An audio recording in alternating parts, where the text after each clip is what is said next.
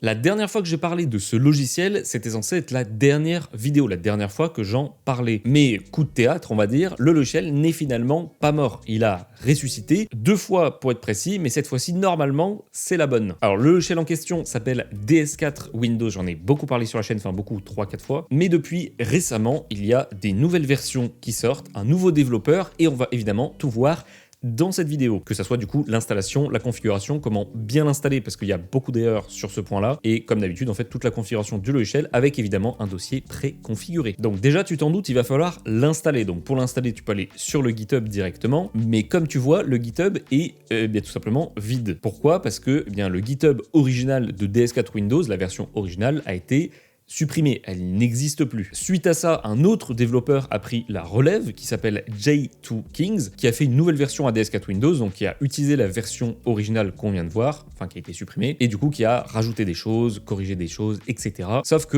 lui aussi a abandonné le 24 octobre 2021, donc évidemment c'est pas ici qu'on va l'installer, on va l'installer chez Hbashton, je sais pas comment ça se prononce, je suis navré. De toute façon le jour où je saurai prononcer un pseudo, eh bien je pense qu'il neigera très fortement, donc tu t'en doutes, c'est ce GitHub là qu'il va falloir regarder, où il va falloir choper DS4 Windows. Comme tu le vois, il y a une version qui est sortie il y a 13 heures, la version 4.0.2.3, mais c'est sorti il y a 13 heures, donc le logiciel est encore maintenu. Il y avait un problème sur la version d'avant, alors pas un problème grave, juste il proposait une mise à jour alors qu'elle était déjà installée. Ça a été corrigé dans cette version là très rapidement, parce qu'elle datait qu'il y a 2 jours, 2-3 jours. Donc bref, le projet a repris, on va voir tout ce qui change, tout ce qui a été ajouté, parce qu'il y a quand même 2-3 petites choses plutôt sympas. Et si je t'ai montré tout ça, c'est pas pour rien, c'est tout simplement parce que si tu tapes DS4 Windows sur internet, tu as pas mal de sites. Tu as un site qui s'appelle DS4 Windows, tu as un autre site qui s'appelle DS4 Windows avec un tiré du 6 entre DS4 et Windows. Il y a un projet GitHub DS4 Windows ici qui s'appelle DS4 Windows App DS4 Windows avec une mise à jour qui date du 9 février, donc pas vraiment mis à jour. Tout ça, tu t'en doutes, il va falloir ne pas les utiliser, ne pas passer par ces liens-là. Passe uniquement par les liens que je vais te mettre en description, qui sont officiels. Donc pour le téléchargement, du coup, tu as 2 possibilités. Soit DS4 Windows depuis le GitHub, donc juste ici, où tu peux cliquer sur, par exemple, le x64, en .zip, tu le télécharges. Une fois que tu l'as téléchargé, tu peux tout simplement l'extraire, donc nanazip, extraire. Je te conseille de ne pas utiliser l'extracteur de base de Windows, parce que c'est vraiment le truc le moins fiable et où il y a le plus de problèmes, donc ça sert strictement à rien. Utilise nanazip, qui est gratuit, évidemment. Et une fois, du coup, que tu l'as installé, tu as DS4 Windows juste ici, tu peux double-cliquer pour l'ouvrir. Alors ça, c'est la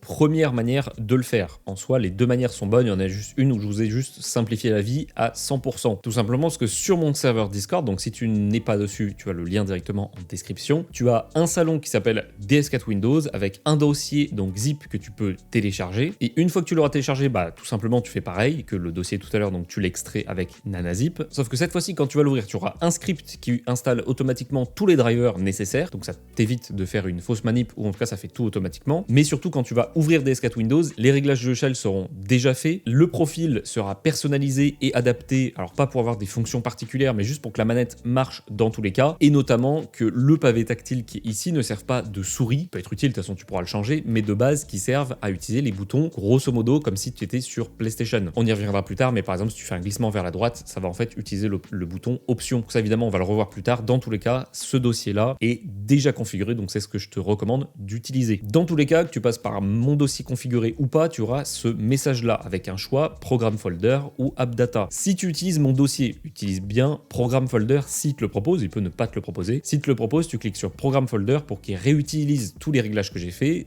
dans le logiciel. Si tu utilises App Data, il va recréer des settings dans un dossier à part et du coup tu vas repartir à 0. Donc évidemment, pour mon dossier, choisis Programme Folder. Pour le dossier de DS4 Windows, en vrai tu fais comme tu veux. Donc là le logiciel est ouvert. Si jamais tu as un message d'erreur te disant qu'il faut installer quelque chose pour utiliser le logiciel, c'est tout à fait normal. Dans ce cas-là, si tu utilises le logiciel sans passer par mon dossier, tu installes, tu fais ce qu'il y a à faire, tu suis les étapes. Si par contre tu utilises mon dossier, eh bien tu ouvres tout simplement le script avec les drivers, tu fais oui pour l'ouvrir en admin, et ensuite tu cliqueras sur installer. Donc là tu fais 2 sur ton clavier et tout va s'installer automatiquement. Donc là par exemple, moi c'est déjà installé dans mon cas, mais si je fais 2 pour l'installer, tu vas voir que tout va se lancer, ça va se télécharger et s'installer. Évidemment tout est indiqué et le script est open source, donc tu peux faire clic droit, modifier dans le bloc-notes et voir tout ce qu'il fait. Il n'y a pas de virus évidemment, évidemment c'est 100% safe. Il y a juste une chose à installer manuellement parce que ce n'est pas possible via un script, donc je vais te montrer juste après comment faire. Et là, tu as une question très intéressante. As-tu une manette DualSense /PS5? Que ça soit une DualSense Pro, donc Edge, la manette avec les palettes, ou la manette DualSense classique. Si c'est le cas, je te conseille de mettre Yes. Dans ce cas, le logiciel officiel PlayStation va s'installer pour deux raisons. Si tu as une manette PS5 classique, pouvoir la mettre à jour. Dans certains cas, ça peut résoudre des problèmes et surtout, c'est bien de la maintenir à jour. Et si tu as une manette comme moi, donc la DualSense Edge, tu vas pouvoir paramétrer précisément les palettes. C'est-à-dire choisir tout simplement l'action de chaque palette et configurer comme si tu avais une PS5, ce qui est beaucoup plus pratique au lieu d'acheter une PS5 juste pour configurer. Donc maintenant que tu as le logiciel, on va aller dans paramètres et ensuite on connectera la manette. Il faut bien faire tout ce que je te montre dans les étapes que je te montre, enfin dans l'ordre des étapes que je te montre. Et logiquement, la vidéo est faite en sorte que tu puisses le faire en même temps que la vidéo, donc je vais pas trop vite non plus. Alors, une fois que tu arrives dans paramètres, première chose à faire, option de périphérique. Ici, si tu es passé par mon dossier, tout est activé. Si tu n'es pas passé par mon dossier, il y a potentiellement rien d'activé. Ici, tu vas pouvoir activer les manettes dont tu veux la compatibilité. Si tu veux brancher une manette de PS4, tu actives la première, une manette de PS5 la deuxième, une manette Switch Pro la troisième, Joy-Con la quatrième, etc. Sans ces activations-là, ta manette ne sera jamais détectée. Donc moi là, j'ai tout activé et si tu passes par mon dossier, tout sera activé par défaut. C'est plus simple, ça t'évite de tout customiser à chaque fois. Ensuite, une fois que ça c'est fait, deuxième chose importante, c'est installer les pilotes. Alors, les drivers sont déjà installés, c'est-à-dire que le premier est déjà installé, le deuxième est déjà installé, bon ça y a pas de problème. Le quatrième est déjà installé, iDriver, et par contre le cinquième ne peut pas être installé automatiquement via mon script. Donc ça tu peux l'installer, ça permet sur certains jeux qui bloquent DS4 Windows comme Valorant de fonctionner. Je ne garantis pas à 100% le fonctionnement, en tout cas c'est une aide, et on va dire ça augmente les chances que ça marche dans un logiciel avec un anti-triche. Je le précise tout de suite, ce logiciel permet de tricher de manière, je n'en parlerai pas, je vais ne pas en montrer non plus comment faire. En tout cas, c'est possible. Évidemment, si vous avez besoin d'aide par rapport à ça, si vous avez un problème avec un jeu que vous avez piraté, hacké, etc., parce que j'en ai très régulièrement qui me demandent, je ne vous aiderai tout simplement pas, tout simplement parce que je ne cautionne pas et que ce n'est pas légal.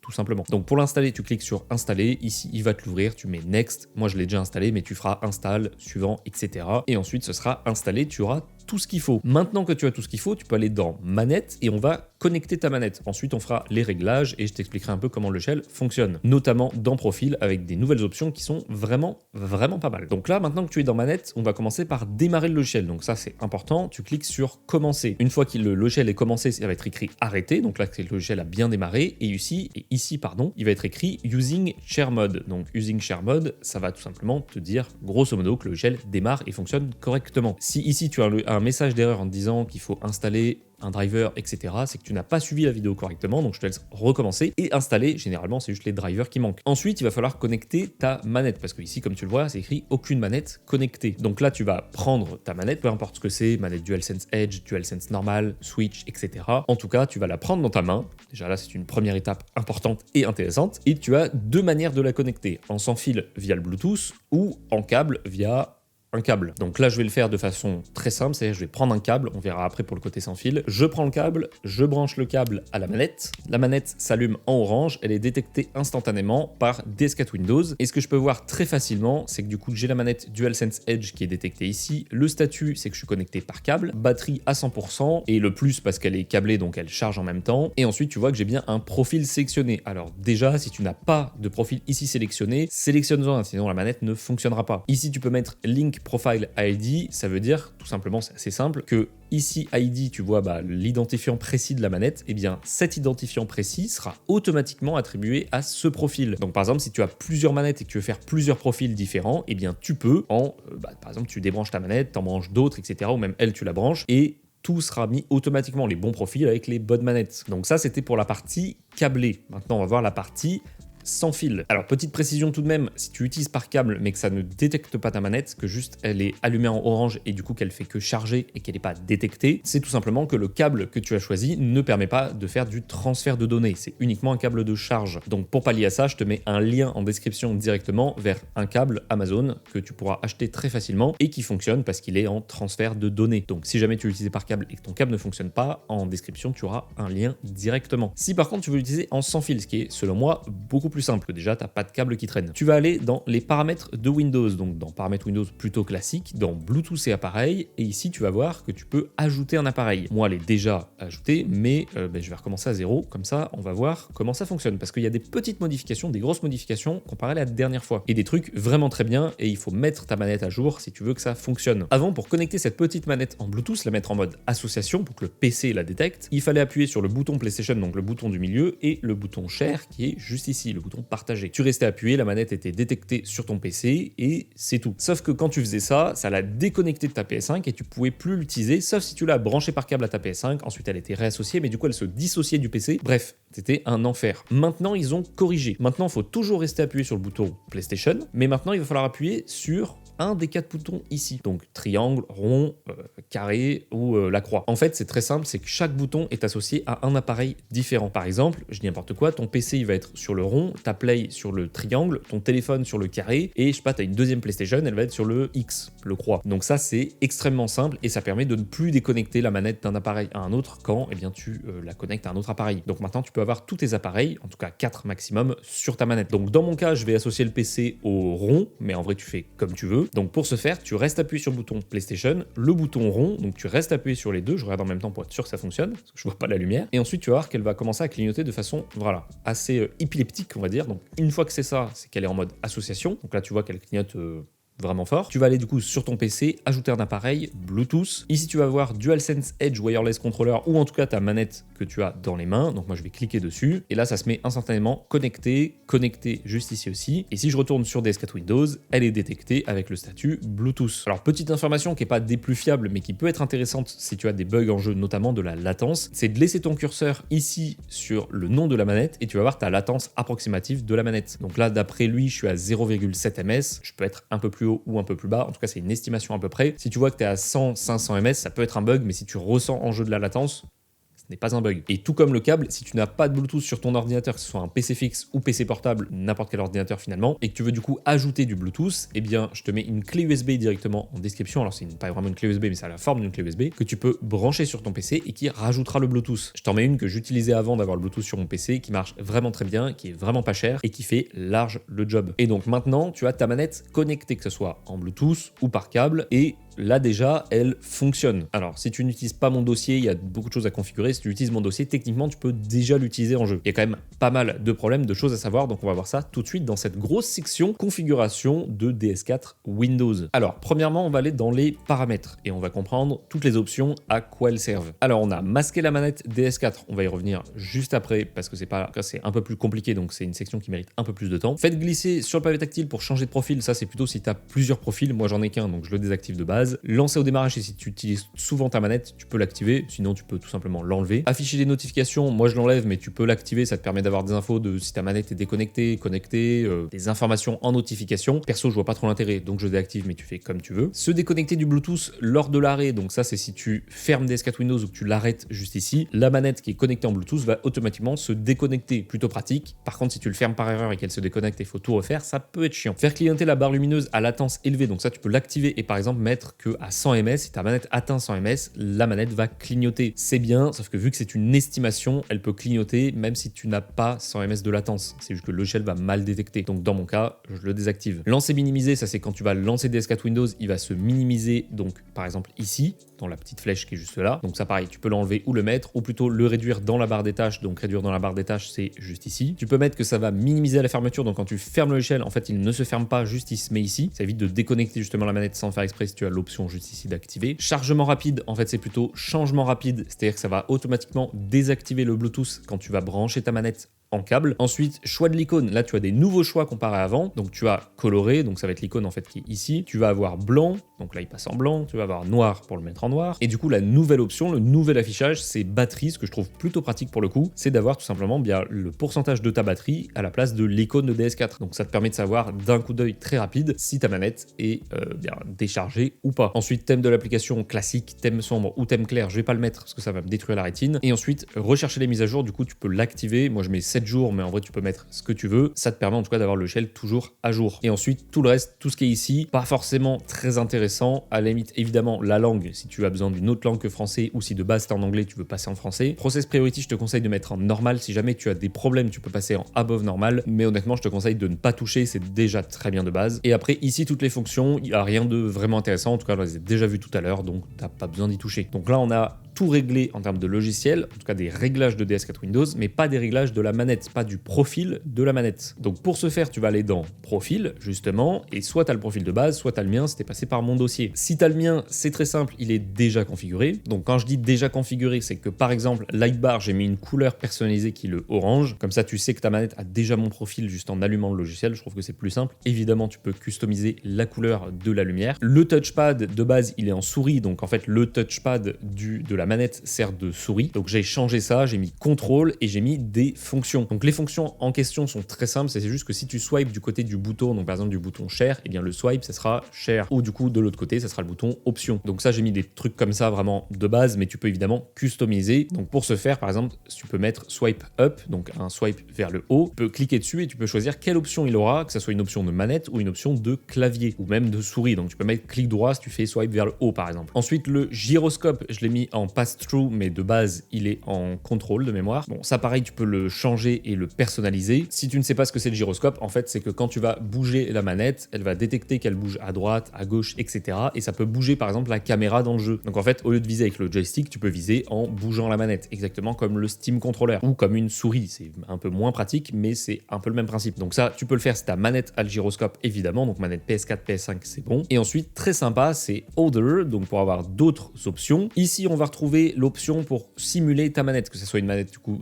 de Xbox ou de DualShock 4, donc PS4. Alors, à quoi ça sert exactement de mettre PS4 ou de mettre Xbox? De base, je te conseille de mettre Xbox pour la simple et bonne raison que si tu utilises DS4 Windows, c'est pour rendre ta manette compatible sur des jeux qui ne le sont pas. Exemple comme ça, Forza Horizon 6, Forza Horizon 5, tous les Forza d'ailleurs, ne sont pas compatibles avec les manettes PlayStation. Donc il faut forcément mettre Xbox 360 pour que le jeu comprenne que c'est une manette Xbox et la rende compatible. Dans quel cas tu mets DualShock 4? Selon moi, aucun, il n'y a aucune utilité. Tout simplement parce que si tu mets DualShock 4, que ta manette est donc détectée dans le jeu, ça veut dire que sans DS4 Windows, elle est détectée. Donc ça veut dire que DS4 Windows n'est pas nécessaire. Donc je ne vois pas l'intérêt. Enfin, il y a un intérêt mais qui est très faible, c'est que du coup tu peux customiser ta manette et pour que ça prenne effet dans le jeu, bien là dans ce cas tu mets DualShock 4 et comme ça tous les settings personnalisés que tu as fait avec le logiciel seront intégrés dans le jeu et le jeu détectera une manette de PS4, donc avec les boutons correspondants. Donc là, évidemment, de base, laisse Xbox 360 et ne touche pas. Dans vibration, tu peux faire des tests de vibration pour vérifier que ça fonctionne bien. Donc test Eevee pour avoir une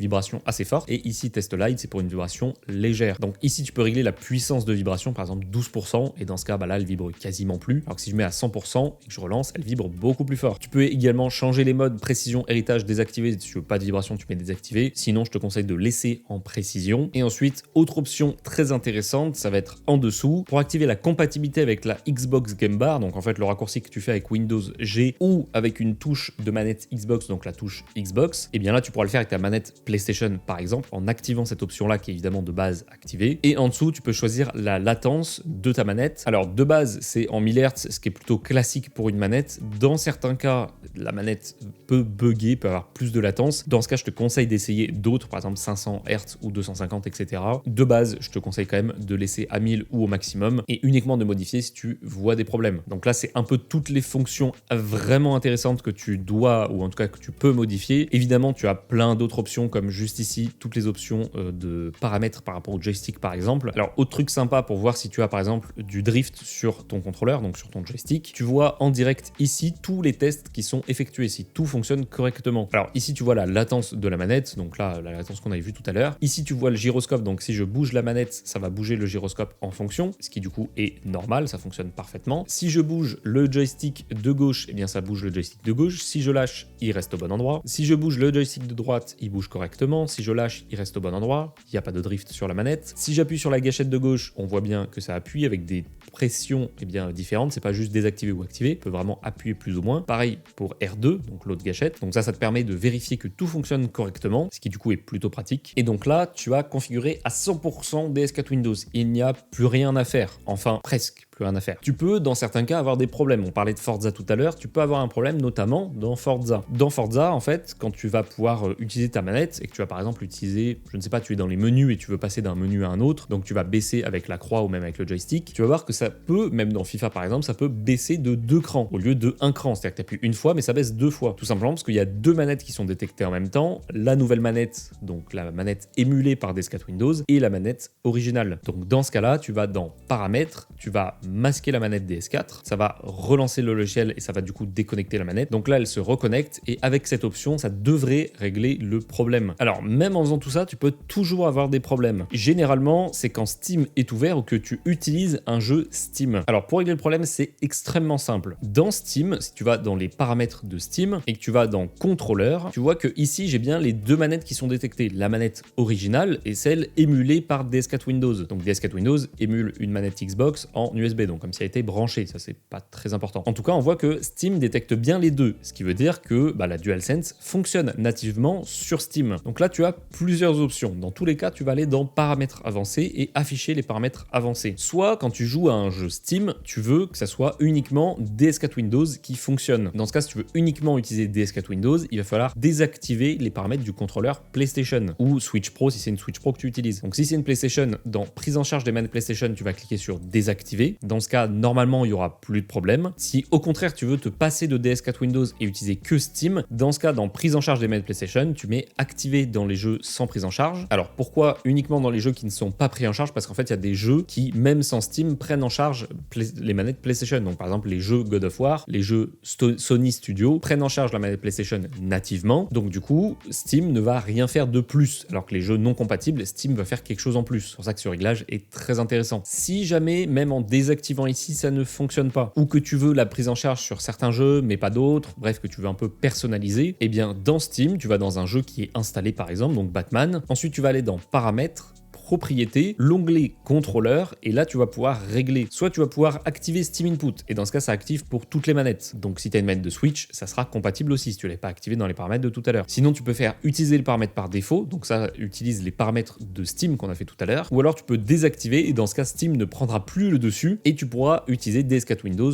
sans problème. Donc en gros c'est la même chose que tout à l'heure, mais là tu le personnalises pour chaque jeu. Donc tu peux avoir des jeux où ça va être pris en charge, d'autres où tu vas le désactiver, d'autres tu vas le laisser par défaut, etc. Ça permet d'aller un tout petit peu plus loin. Dernier point important à prendre en compte, comme on l'a vu dans Profil, la manette pour qu'elle fonctionne, il faut qu'elle soit détectée en manette Xbox. Une manette Xbox, pour rappel, ça ressemble à ceci. Donc il n'y a pas de pavé tactile. Les boutons, c'est pas carré, croix, etc. C'est A, B, X, Y. Donc en jeu, ça sera pas écrit carré, croix, etc. Ça sera écrit A, B, X, Y, vu que c'est une manette de Xbox qui est détectée. Et le pavé tactile fonctionnera uniquement avec les options que tu as mis dans DS4 Windows, vu que la manette Xbox n'en a pas. Donc c'est normal si tu vois en jeu les touches Xbox s'afficher, ou si le pavé tactile ne fonctionne pas comme il devrait sur une console PS5 par exemple, tout simplement parce que c'est pas détecté comme une manette PS5. Et si c'était le cas, on n'aurait pas besoin de DS4. Donc là, on a tout configuré. Je t'ai expliqué comment régler normalement tous les problèmes. Si évidemment tu en as d'autres, eh bien tu as les commentaires directement où je pourrais t'aider, ou sinon même le serveur Discord où ça sera peut-être plus simple pour partager des captures d'écran, etc. Mais si c'est une petite question rapide, les commentaires seront parfaitement adaptés. Et si jamais tu as un problème, regarde les commentaires, peut-être que j'aurais déjà répondu au même problème.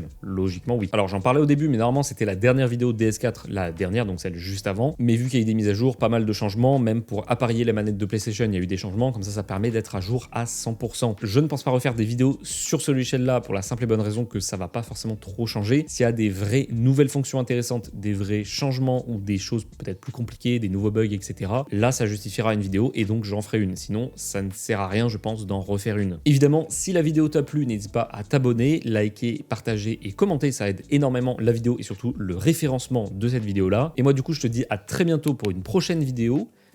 Ciao, ciao!